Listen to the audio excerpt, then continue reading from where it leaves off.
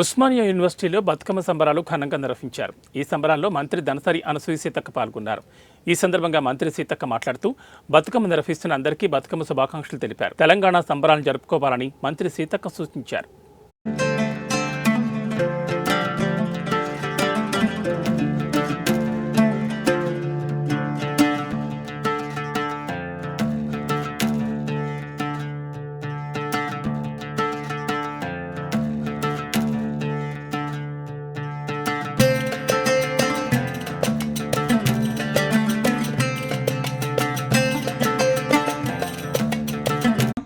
ముందుగా మీ మనసులలో ఉన్నటువంటి సమస్యలు కానీ కోరికలు కానీ తప్పకుండా సీఎం దృష్టికి తీసుకెళ్లి మరి కళాశాల స్టూడెంట్గా నా యొక్క పాత్రను కూడా నేను తప్పకుండా పోషించి సమస్యల పరిష్కారానికి మీ తరపున ముందుంటానని కూడా ఈ సందర్భంగా తెలియజేస్తా ఉన్నాను. అదేవిధంగా ముఖ్యంగా బతుకమ్మ అంటే మరి బతుకునిచ్చే అమ్మ. ఈ బతుకు చెరువుల మీదనే ఉంటుంది.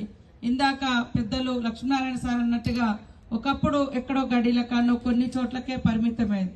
కానీ చెరువుల పండుగ ఇది.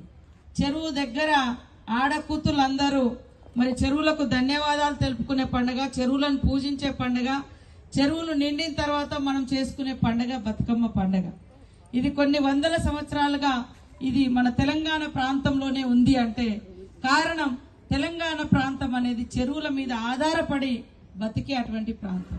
భౌగోళికంగా మన యొక్క ప్రాంతం జియోగ్రఫికల్ గా ఉండేటువంటి చేంజెస్, ముఖ్యంగా మరి ఆకాశపాయ పంటలు అంటారు. వర్షం పడితేనే పండే పంటలు. వర్షం తర్వాత ఆ చెరువులలో నిండితే ఆ తర్వాత వచ్చే నీళ్లతోటి కింద పారకం ఉండేది. మనకు ఒకప్పుడు చూస్తే కొన్నేళ్ల క్రితము మా చిన్నతనంలో కూడా చూసినాం.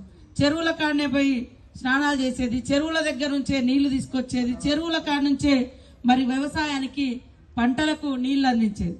కాబట్టి చెరువు అనేది మన తెలంగాణ ప్రాంతానికి అతన్ని మరి భవిష్యత్ తరాలకు అందించినప్పుడే మన ప్రాంతం యొక్క ఔన్నత్యము, అస్తిత్వము ఫ్యూచర్ లో నిలబడగలుగుతాయని తెలియజేస్తూ